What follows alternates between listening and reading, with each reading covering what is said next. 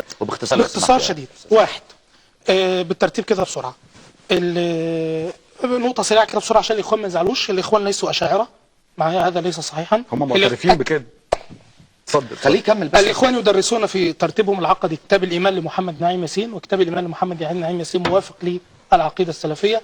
الشيخ حسن البنا رحمه الله قال عقيدتنا، قال جماعتنا سلفيه. يعني انتوا بتصلوا وراهم عادي يوم الجمعه؟ تصلوا وراهم عادي يوم الجمعه؟ ما عندكش ممكن اصلي الرسول صلى الله عليه وسلم. انت بس غيرك ممكن يكون يعني اقصد يعني بره الاخوان كمان. بره الاخوان لا يعني امال ايه العقيده السلفيه اللي انت قلتها؟ بس غيرك ما انا بقول لحضرتك بس اجر لا حتى اكتر. امال انت ليه مش من الاخوان مثلا؟ لا ما هو حضرتك زملكاوي ولا اهلاوي؟ ها؟ زملكاوي ولا اهلاوي؟ انا اهلاوي. ليه مش زملكاوي؟ بس دي كوره.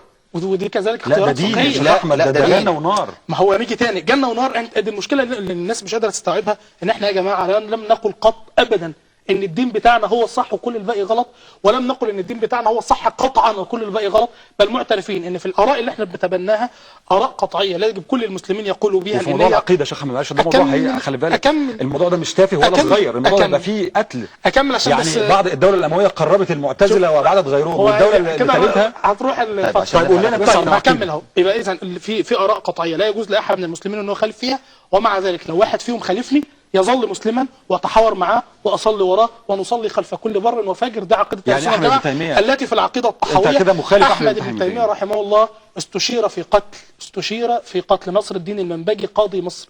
نصر الدين المنبجي ده هو اللي سجن شيخ الاسلام ابن تيميه 3 سنين.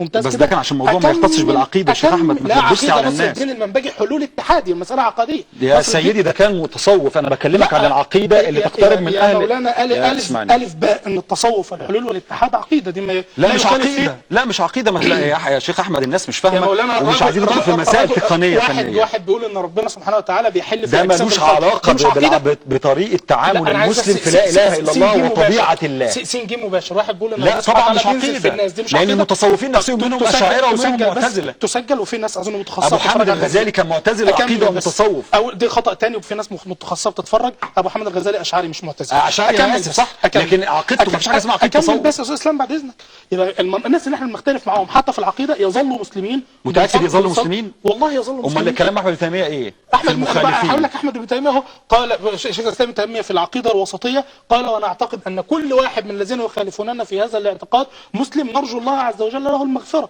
لا المغفرة خلي بالك، يعني هو مخالف ليه تماما ويقترب من حافة الخروج من الإسلام، بل ابن تلامذة ابن تيمية. يعني هنا ممكن تقول ربنا يهديه. ابدا ما عنديش مشكلة ان تلامذة ابن تيمية اخرجوا ما عندهم، يعني محمد بن عبد الوهاب. خرجنا من ابن تيمية تلامذة ابن محمد بن عبد الوهاب. عشان ما نخرجش بس، عشان ما نخرجش واحد. يبقى الاخوان ماشي خلاص بيختلفوا معانا، مسلمين بنصلي وراهم ونتعاون على البر والتقوى معاهم، وحسن البنا نفسه بيقول احنا جماعه سلفيه. خليني اروح لك الليبراليه والمدنيه. ممتاز.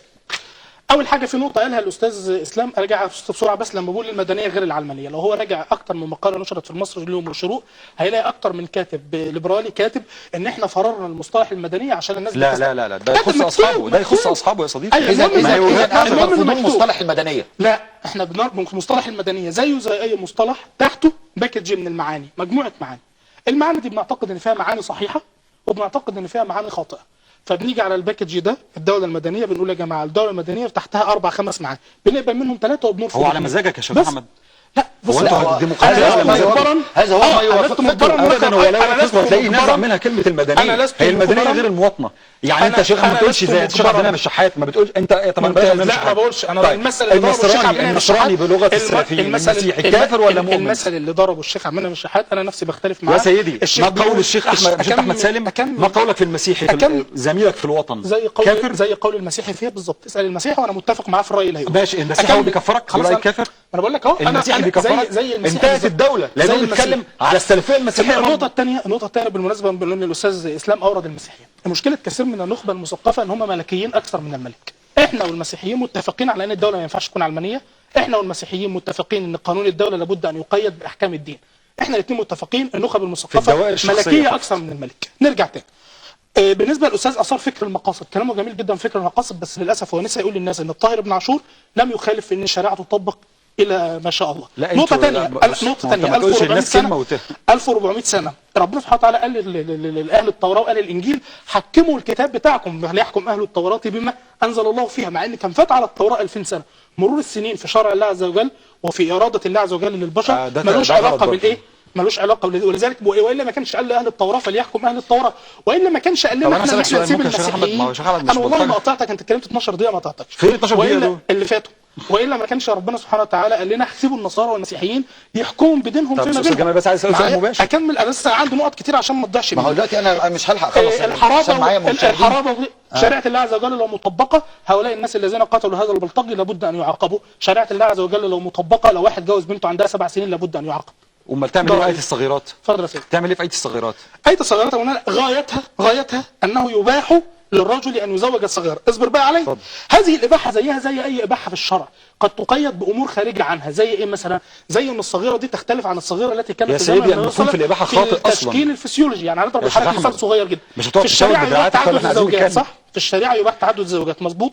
الخلفاء الراشدين عاصروا حاله فيها رجل تزوج امراه على شرط الا تتزوج عليه. يعني قد يقيد تعدد الزوجات؟ قالوا له، انا بقول لك اهو، انا بحكي لك لا واقعه الآن صحيحه. نقدر نستطيع ان نقيد تعدد الزوجات؟ نستطيع ان نقيد تعدد الزوجات ده انت شكلك اذا كان هذا هتحاسب حساب اختيارا عسير لما فقهيا. تخلص الحلقه. اذا الشيخ احمد بيقول نستطيع ان نقيد تعدد اذا كان هذا الزوجات. اختيارا فقهيا من أستاذ جمال، المؤسسه أستاذ الدوله. جمال، نعم. ثواني بس، انا بس هقول لك نقطه مفصليه. انا لازم اطلع فاصل. انا مع احترامي للشيخ احمد، بس هو ده كلامه هو، لكن التيارات السلفيه اللي هتبني هذه الدوله اذا وصلوا عبر الصندوق ده ولا اي حاجه من اللي هو كثير قاله. منهم لا يخالفون في ذلك. لا، مش كثير منهم، مش على مزاجك. شيخ يوسف القرضاوي على سبيل المثال لا ينازعنا في هذا الكلام. شيخ مصطفى العدوي من مشايخ السلفيين اللي بيلبسوا الشيخ غطره. عند السلفيين الشيخ مصطفى، انا نقلت للسلفي اهو، نقلت للسلفيين اهو. الشيخ مصطفى العدوي من الناس السلفيين اللي بيلبسوا غطره، بيرى ان يجوز تقييد تعدد الزوجات لانه تقييد لمباح وليس تحريما لحكم شرعي، بشرط ان الامام يكون نظر في ذلك نظرا شرعيا مش بمزاجه عشان شايف تعدد الزوجات طب انا عايز ارد بقى على تمام كل ده. كده. انا هخرج فاصل، انا لازم اخرج فاصل. بعد الفاصل مضطر ان انا اخد كل التليفونات اللي معايا، بس في رد في الاخر. ويعني اتعشم ان احنا يبقى عندنا وقت. مش احنا ممكن قدامنا ده وقت الشيخ قد ايه؟ احمد بيفرد دراعاته. قدامنا وقت قد ايه؟ حد يرد عليا؟ مفيش حد بيرد عليا بعد السلام. هخرج فاصل.